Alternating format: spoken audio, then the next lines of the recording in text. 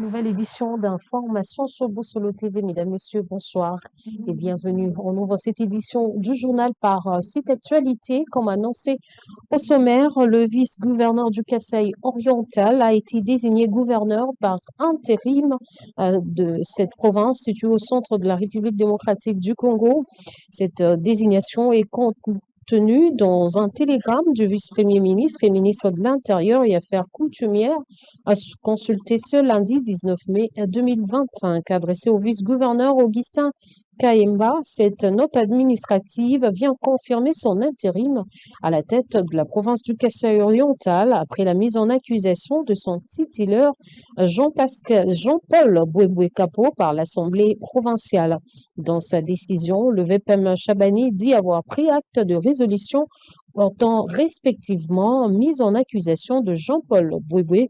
Il convient de rappeler que le gouverneur de la province du Kasaï oriental a été mis en accusation par l'Assemblée provinciale. Il est reproché au gouverneur, entre autres, la gestion opaque de recettes à caractère national, évaluées à 3 millions de dollars destinés à l'investissement. Et à la suite de l'option levée lors de la dernière plénière, la commission spéciale du Sénat chargée de l'examen en profondeur, le réquisitoire de l'auditeur général de Forces armées de la République démocratique du Congo va entendre ce lundi l'auditeur général avec possibilité d'entendre également Joseph Kabila, dont la levée de ses immunités ont été sollicitées. Israël Touba pour plus ample détail.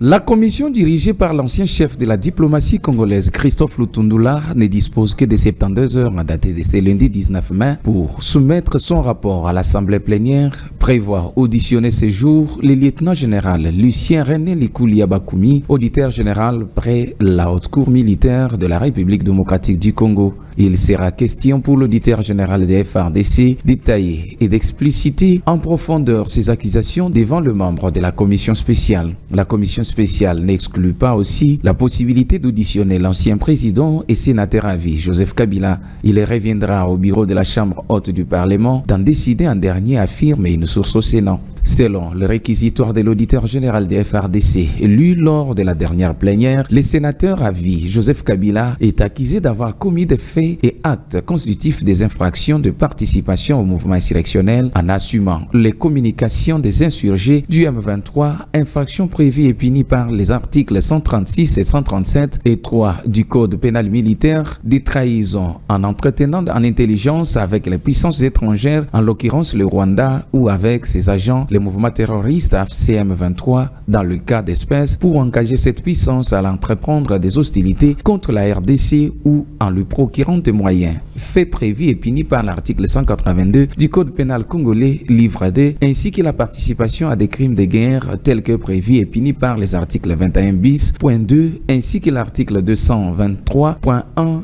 et 2.3 A, B et Z de la loi numéro 015/022 du 31 décembre 2015, modifiant et complétant le décret du 30 janvier 1940 portant code pénal ordinaire. Le parquet, près la haute cour militaire, dit fonder sa demande d'autorisation de poursuite sur les dispositions de l'article 104, alinéa 7, 107, alinéa 2 et 153 de la Constitution de la RDC du 18 février 2006, tel que modifié par la loi numéro 011/002 du 20 janvier 2011 portant révision de certains articles de la Constitution. L'article 120 bis de la loi numéro 023/002 du 18 novembre 2002 portant code de justice militaire, article 109 de la loi numéro 18/021 du 26 juillet 2018 portant statut des anciens présidents de la République élus, article 76 alinéa 1 de la loi organique numéro 13/010 du 19 février 2013 relative à la procédure devant la Cour de cassation et article 6 de l'ordonnance numéro 21/016 du 3 mai 2021 portant mesure d'application de l'état de siège sur une partie du territoire de la RDC, l'article 153 de la Constitution attribue à la Cour de cassation la compétence pénale pour des actes d'infraction commis par le membre de l'Assemblée nationale et du Sénat pendant l'exercice de leurs fonctions. Mais lorsque les commettent des actes prévus et punis par le Code pénal militaire, ils les relèvent de la compétence de la Haute Cour militaire en vertu de l'article 120 bis de la loi numéro 023/2022 du 18 novembre 2002 portant code de justice militaire. La saisine du Sénat tenant à obtenir l'autorisation à engager des poursuites à l'encontre du sénateur à vie Joseph Kabila se justifie non pas parce qu'il était président de la République, mais parce qu'il est sénateur. L'option sera davantage fixée sur le sort de Joseph Kabila après les 72 heures ou 3 jours de travaux de la commission spéciale dont les membres ont été désignés par le bureau du Sénat après les huis clos en vertu de l'article 56 alinéa 1 du règlement intérieur de la Chambre haute du Parlement. Et la localité de Lopa et ses environs reste sous contrôle de forces armées de la République démocratique du Congo. La tentative de déstabilisation menée par le milicien CRP de Thomas Lubanga a été vite maîtrisée, affirme le porte-parole de l'armée loyaliste en Ituri le dimanche 18 mai 2025. Pour l'instant, ajoute le lieutenant Jules Ngongo, le FARDC poursuivre les opérations de traque de ses ennemis. On écoute le lieutenant Jules Ngongo, téléphone par votre rédaction. Avant toute chose, au nom du gouverneur militaire de la province de l'Ituri, lieutenant-général Luboyankan Chamadjoni, nous félicitons et encourageons la population de Lopa qui a compris la nécessité de la paix dans leur localité, qui a collaboré, dénoncé le velléité de déstabiliser cette localité par la milice CRP de Thomas Lubanga. C'est grâce à cette population que nous avons pu mettre en déroute ces renégats qui veulent à tout prix déstabiliser la province de l'Ituri. Et leurs actions sont considérées comme les cris des naufragés, les cris des désespoirs. Devant le rouleau compresseur des forces armées de la République démocratique du Congo, ces miliciens ont eu une seule alternative, c'est fuir et se cacher dans l'église ou les écoles pour empêcher les forces armées à mener à bien ces opérations. Malgré cela, nous avons fait montre d'un professionnalisme avéré où ces renégats ont pris la poudre de scampette. Pour le moment, la situation est maîtrisée et nous poursuivons les opérations contre cette milice de Thomas Lubanga. Nous encourageons également les forces armées à maintenir la pression sur ce hors-la-loi et de le mettre hors d'état de nuit. De même à Lopa, où la population commence déjà à regagner leur milieu d'origine, après quelques heures où la population a pris abri. De même, du côté de Nyamamba, la nuit du samedi à ce dimanche, où ces miliciens de Thomas Lubanga ont encore tenté en vain de s'attaquer à l'une de nos positions. Les forces armées ont riposté avec vivacité et rapidité. C'est ce qui a permis à ce que la situation soit sous contrôle des forces armées. Nous appelons encore une fois la population à collaborer et à dénoncer tous les cas suspects. Et dans un autre chapitre, la Congolaise de voie maritime est déterminée à en finir avec l'escroquerie de M. Jean-Thomas Kassa en le menant en justice. Le procès opposant les deux parties s'est tenu ce lundi 19 mai 2025 à la chambre 2 du tribunal de grande instance de Kinshasa-Gombe. C'est depuis 1995 que la Congolaise de voie maritime, CVM, s'est fait harceler par M. Jean-Thomas Kassa, patron de l'agence Courage, autrefois fournisseur de vivres et non-vivres à la CVM de Boma, dans la province du Congo central, en connivence avec l'huissier Pamphile Poiti, qui s'est transformé en juge en utilisant la Roubank pour se faire payer. Jean-Thomas Kassa réclamait une créance de 503 000 $ américains qui passe de façon magouilleuse de cette somme à plus de 3 millions de dollars américains. Ce que nous devons retenir, c'est que M. Kassa, Jean-Thomas et l'huissier Pamphile Poiti se sont mis dans une démarche de braquer l'entreprise publique de l'État qui est la Congolaise des voies maritimes, CVM en sigle, en utilisant la Roubank pour se faire payer une somme à ce jour évaluée à plus de 3 millions de dollars. Cependant, les fonds de la création en question n'est qu'une résurgence des fausses en écriture qu'ils ont concoctées. Depuis 1997, ils sont parvenus à convertir des sommes qui n'étaient pas, que la CVM n'aurait pas dû payer. Et ils ont commencé à pratiquer les saisies dans différentes banques. Et la Roubank en a payé les frais, vu que la CVM est entre guillemets la débitrice principale. C'est comme ça qu'elle a sauté sur l'occasion pour citer directement ces personnes en justice. C'est lundi 19 mai 2025, s'est tenu dans la chambre 2 du tribunal des grandes instances de Kinshasa-Gombe le procès pénal opposant les deux parties. Maître Amoyen Damien, avocat de la CIVM, revient sur l'essentiel de ce procès. Les preuves ont été brandies, la justification nécessaire est donnée. Pour l'instant, nous attendons à ce que le juge qui a pris l'affaire en délibéré de prononcer son verdict. Mais ce que nous attendons du juge du tribunal, c'est de dire établir en fait comme un droit ces infractions-là et de condamner les auteurs pour que cela serve d'exemple. On est en train de consolider l'état des droits. Nous ne pouvons pas voir de hors-la-loi qui tiennent coûte que coûte à appauvrir l'État congolais par des saisies intempestibles.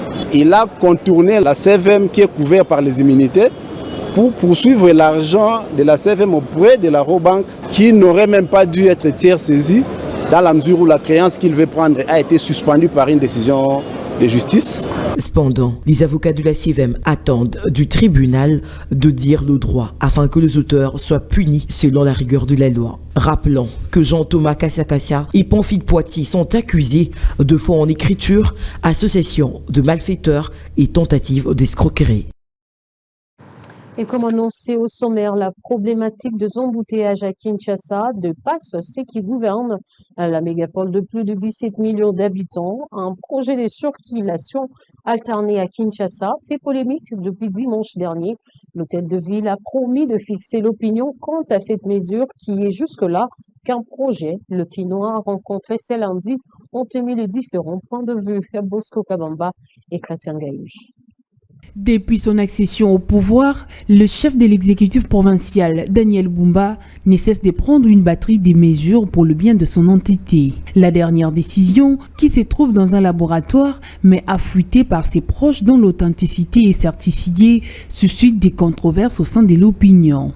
Depuis la semaine passée, le gouvernement provincial réfléchit à un projet de circulation alternée afin d'assurer la mobilité des véhicules en raison des plaques minéralogiques paires et impaires. À cet égard, l'équipe de la rédaction des Bossolo Télévision a tendu son micro à quelques Quinois rencontrés dans les rues de Kinshasa. Pour un compatriote qui soutient les projets, l'objectif reste de lutter contre les embouteillages dans la ville. Mais moi, je trouve que cette idée du gouverneur est géniale. Pourquoi?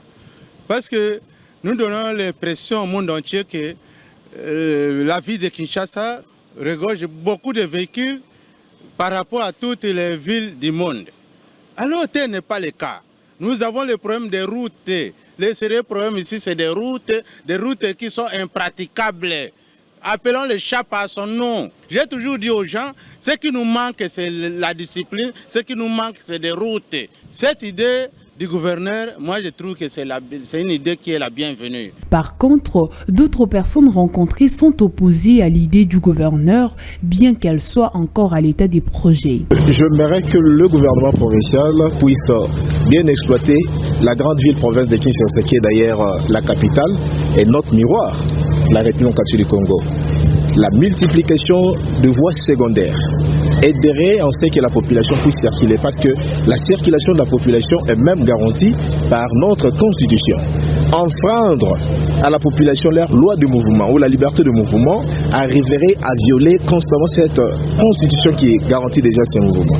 Alors moi je souhaiterais que le gouvernement qui a assez de moyens, national ou provincial, puisse refaire des routes secondaires. Et c'est là qui va nous donner solution comment résoudre l'embouteillage et que non plaque impair en impair. Il devait chercher à tout prix comment résoudre la problématique en lieu et place de cette décision qui ne va rien résoudre. Par contre, elle va causer du tort à ceux qui travaillent, qu'elle cherche d'autres solutions. Au regard du phénomène des embouteillages à Kinshasa, il est impérieux que le gouvernement parvienne à mettre en place des solutions adéquates de peur de revivre l'échec de l'expérience passée axée sur l'alternance à Kinshasa. Tout à fait. Autre chose dans ce journal, l'accès à l'emploi de jeunes demeure un problème crucial en RDC. Plusieurs jeunes ne trouvent pas d'opportunité d'emploi après avoir terminé leur étude. L'administration publique, les entreprises privées ainsi que les ONG ne leur offrent pas suffisamment d'opportunités de travail. Pour mieux comprendre cette question, nous avons fait appel à un expert pour l'éclaircir. Regardez le reportage de Gina Mutonga et Chrétien Gaël. Ils sont nombreux à terminer leurs études sans emploi. C'est un défi auquel la RDC fait face depuis plus longtemps. Les taux de chômage inquiètent et l'État ne sait comment y faire face. Cependant, l'insertion des jeunes dans le marché du travail reste un défi majeur. Ces derniers ont moins de chances d'accéder à un emploi que d'autres tranches de la population. En milieu urbain, leur probabilité d'accès au travail diminue par rapport au milieu rural. L'éducation, bien qu'ayant un effet positif sur l'accès à l'emploi, reste limitée, comme le démontre Alain Poutou, expert en insertion professionnelle. Le système éducatif que nous avons jusqu'à ce jour, c'est un système que nous avons hérité de l'époque coloniale. Les filières qu'on a dans ces universités, les contenus de cours qu'on avait dans ces universités aussi, c'était lié à un problème spécifique. C'est-à-dire on voulait former l'élite, on voulait résoudre un problème. Mais nous sommes en 2025. Le marché de l'emploi a connu des diverses mutations. Mais malheureusement, le système éducatif est resté obsolète. Le système éducatif est resté celui dont on a hérité de l'époque coloniale. Alors, la deuxième cause, c'est les mauvais choix des filières au niveau de l'université. Selon Alain Poutou, les secteurs informels dominent largement le marché de l'emploi en RDC. Les secteurs privés, quant à lui, demeurent le premier employeur, tandis que les secteurs publics arrivent en troisième position.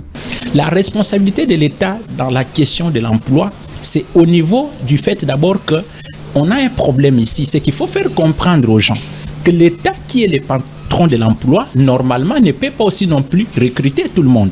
Donc, il faut diversifier. C'est pour cette raison-là qu'on parle même des partenariats publics-privés. C'est-à-dire, l'État crée un cadre qui permet aux gens, aux opérateurs économiques, aux investisseurs de venir s'installer dans le pays. Alors, c'est à l'État maintenant, en fait, d'accorder à ces gens des privilèges du point de vue fiscal, de leur accorder certains avantages qui permettront à ces gens, c'est-à-dire on signe des contrats pour, par exemple, on dit à un investisseur, ok, vous serez exempté ou exonéré des impôts, mais en contrepartie, il faut créer des emplois. Vous voyez, c'est ça en fait la responsabilité. Mais aussi, c'est que le commun des mortels déplore, c'est le fait qu'il y a dans certains secteurs, en fait, pour être embauché, il faut nécessairement que vous soyez recommandé. Face à ces enjeux, les constats appellent à une transformation profonde des politiques publiques en matière de création d'emplois, avec une attention particulière portée aux jeunes et à l'économie informelle. Tenir compte de la formation des jeunes en fonction des besoins réels des recrutements et revitaliser le système des formations professionnelles en créant des écoles de métiers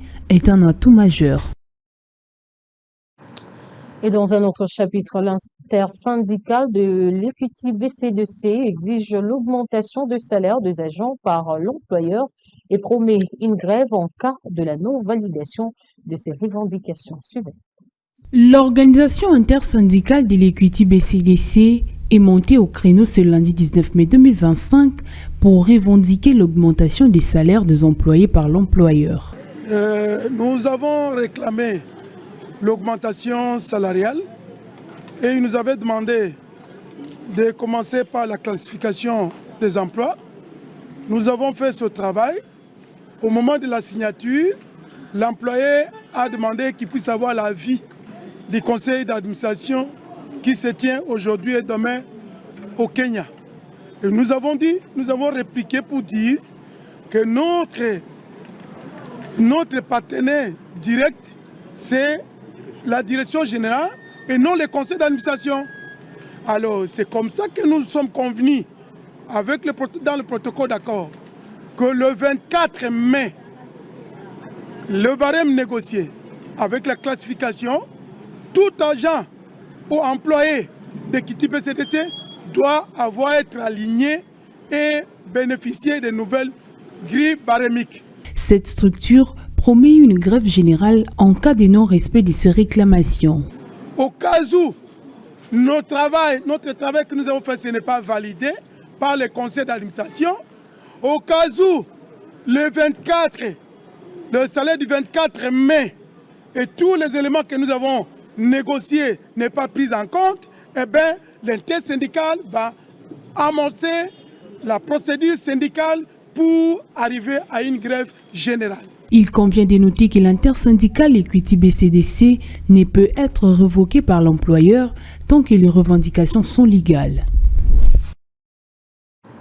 Son fils a été arrêté arbitrairement alors qu'il empêchait certains récalcitrants de ne pas saccager le bien public. Inconsolable, cette mère raconte le calvaire que subit son fils détenu depuis un mois au camp Lufungula sans visite ni nourriture. Elle a été interviewée par Gina Mitonga et Prince Ngov. Oui, papa naye awa pendant 2 semaines. Cela fait 2 semaines que je fais entendre ma voix pour le cas de mon fils, mais personne ne m'écoute. C'est depuis un mois aujourd'hui que mon fils est détenu au camp Lufungula injustement. Depuis qu'il se voit être détenu au camp Lufungula, on ne permet aucune visite. Et ces dernières mères de faim, ne sachant où aller, c'est ainsi que je suis ici à Bossolo pour dénoncer ces dons qu'on fait subir mon unique fils injustement. Mon fils et son ami n'ont jamais été des voleurs. Ayant manqué leur cible, les agents de la police se sont mis arbitrairement les innocents.